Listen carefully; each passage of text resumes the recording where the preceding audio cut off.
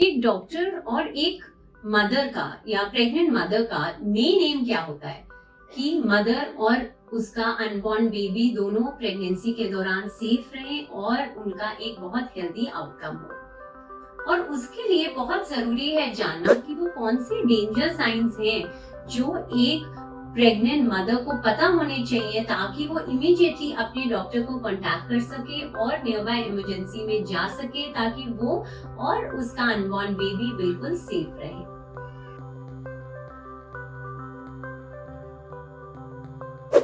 नमस्ते फ्रेंड्स, मैं हूँ doctor Prachi Sareen Sethi, consultant obstetrician and gynaecologist, और आज हम बात करेंगे वो 10 इम्पोर्टेंट वार्निंग या डेंजर साइंस के बारे में जो आप सबको पता होने चाहिए ताकि आप अपनी सुरक्षा घर बैठे कर सकें।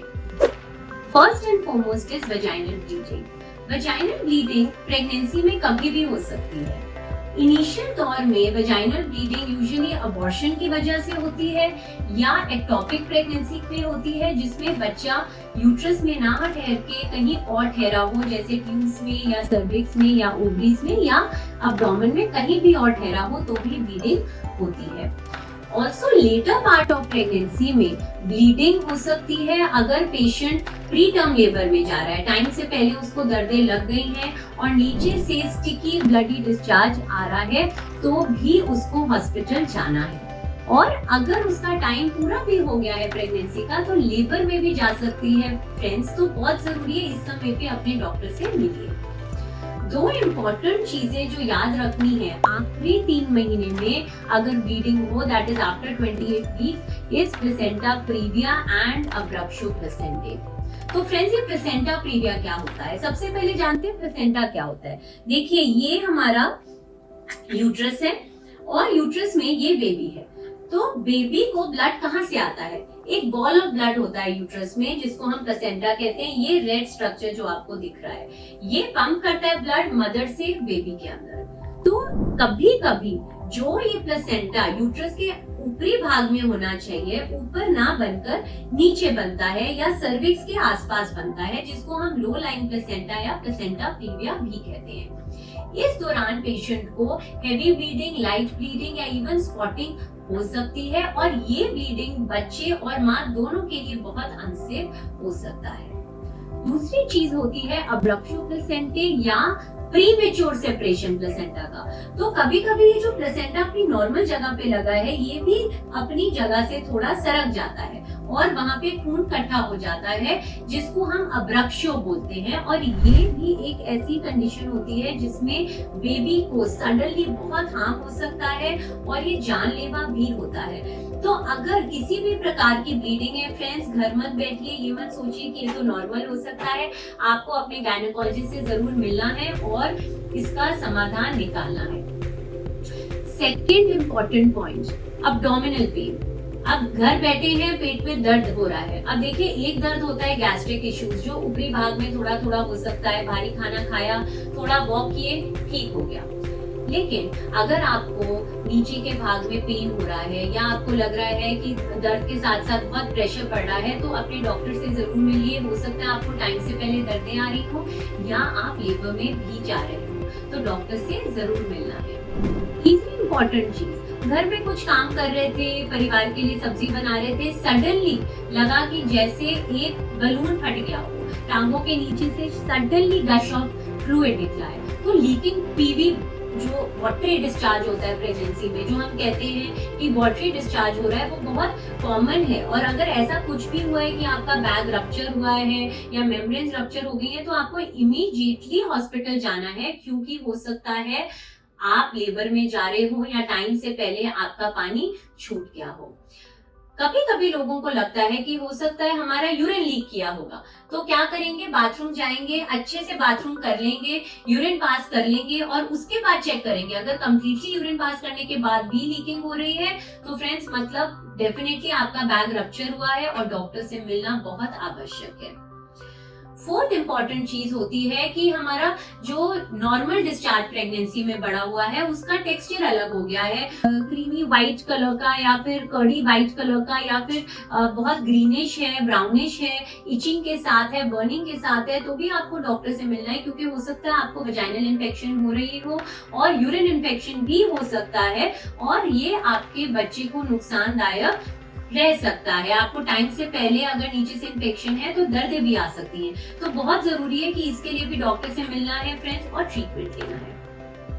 सिक्स्थ इम्पॉर्टेंट पॉइंट क्या रहता है कि आपकी बेबी मूवमेंट्स कम हो गई हैं। नॉर्मली अगर आपको 10 से 12 मूवमेंट हो जाती है और आपको इमीडिएटली लगता है कि आज तो मूवमेंट हुई नहीं या जो नॉर्मल हो रही थी उससे कम हो रही है, तो अपने डॉक्टर से जरूर मिलिए, क्योंकि हो सकता है कि पेट के अंदर जो आपका बेबी है उसको कोई नुकसान पहुंच रहा हो और आपको अल्ट्रासाउंड कराने की जरूरत हो।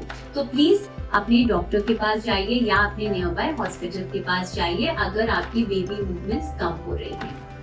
सेवंथ इम्पॉर्टेंट पॉइंट होता है कि पेशेंट कहते हैं कि मैम हमें हाथ पे और पैर पे बहुत खुजली रहती है। अब देखिए, नॉर्मल खुजली प्रेगनेंसी में पेट पे पैरों पे होती है, जब स्किन ड्राई है, स्ट्रेच होती है, स्ट्रेच मार्क्स होते हैं, तो उसपे भी इचिंग की प्रॉब्लम आती है। But if someone is complaining of severe itching on the palms and soles, तो वो लिवर फंक्शन की प्रॉब्लम हो सकती है। जो हमारे बाइल एसिड होते हैं, जो लिवर के एंजाइम्स होते हैं, वो बड़े होते हैं, और ये कंडीशन को प्रेगनेंसी में IHCP बोला जाता है, जिसको कहते हैं इंट्रा हेपेटिक कॉलीस्टेसिस ऑफ प्रेगनेंसी, जिसमें जो लिवर के एंजाइम्स बढ़ जाते हैं और ये एंजाइम्स, ये बाइल एसिड हमारे बच्चे को बहुत नुकसान करते हैं। बच्चे में ग्रोथ रिस्ट्रिक्शन होती है, जिसमें बच्चा टाइम के साथ साथ नहीं अच्छे से बढ़ता और बच्चे में प्रॉब्लम भी आती है, और कभी कभी ये इंट्रायूट्राइन फीटल डेथ भी करता है कि बच्चे के लिए हानिकारक रहता है, जानलेवा रहता है माँ के पेट के अंदर। तो अगर फ्रेंड्स कोई भी ऐसी प्रॉब्लम है, इग्नोर मत कीजिए और अपने डॉक्टर से जरूर मिलिए। इसके अलावा जो और इम्पोर्टेंट पॉइंट्स रहते हैं, जो आपको रूटीन में देखे जाते हैं कि पेशेंट को बुखार आ रहा है। अब देखिए, बुखार अगर आ रहा है तो उसके कारण बहुत हो सकते हैं। हो सकता है सर्दी हो रही है इसलिए आ रहा है, कोई इन्फेक्शन है इसलिए आ रहा है, फीवर कभी कभी रैशेस के साथ या लाल दानों के साथ भी आ रहा है। तो बहुत प्रकार का बुखार हो सकता है। अगर आपको बुखार है तो आपको अपने डॉक्टर से मिलना है।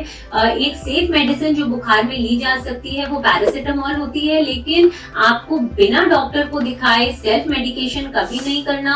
डॉक्टर को दिखाइए, पहले जांच कीजिए किस टाइप का फीवर है और उसका उसी हिसाब से दवाई लीजिए, नहीं तो ये आपके लिए और बेबी के लिए नुकसानदायक रह सकता है।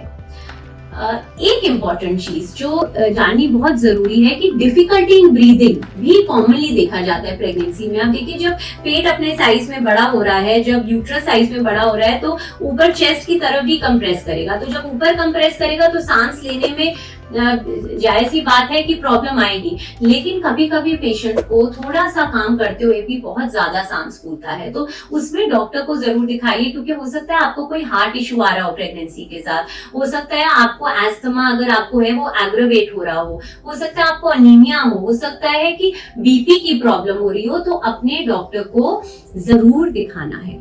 और 10वां और सबसे इम्पोर्टेंट पॉइंट जो प्रेगनेंसी में आजकल बहुत कॉमनली देखा जाता है वो है हाई ब्लड प्रेशर की प्रॉब्लम। हाई ब्लड प्रेशर में किस टाइप के सिम्टम्स आपको आएंगे? पेशेंट कंप्लेन कर सकती है कि उसको बहुत सिवियर हेडेक होता है, आंखों के आगे धुंधलापन आता है, काला कालापन भी आता है, ब्लैकआउट जैसे लगते हैं, चक्कर आने की कंप्लेन भी पेशेंट करता है, और ऑल्सो पेट के ऊपरी भाग में भी कुछ लोगों को दर्द होता है। तो जानना जरूरी है फ्रेंड्स कि इस दौरान आपको सही ट्रीटमेंट लेना बहुत जरूरी है, नहीं तो अगर ब्लड फ्लोज बॉडी में कम रहेंगे, मतलब कि बीपी बढ़ेगा और बच्चे को ब्लड फ्लो कम जाएगा, तो माँ को तो खतरा है ही हाई ब्लड प्रेशर के लिए, बट बेबी की भी ग्रोथ जो होती है वो हैम्पर हो जाती है। और मदर को भी अगर हम टाइमली ट्रीटमेंट ना दें तो जो हमारा हाई ब्लड प्रेशर है वो प्री इक्लेम्शिया या इक्लेम्शिया भी बन जाता है, जिसमें बॉडी के बाकी ऑर्गन जैसे हमारा लिवर है, किडनी है, हार्ट है,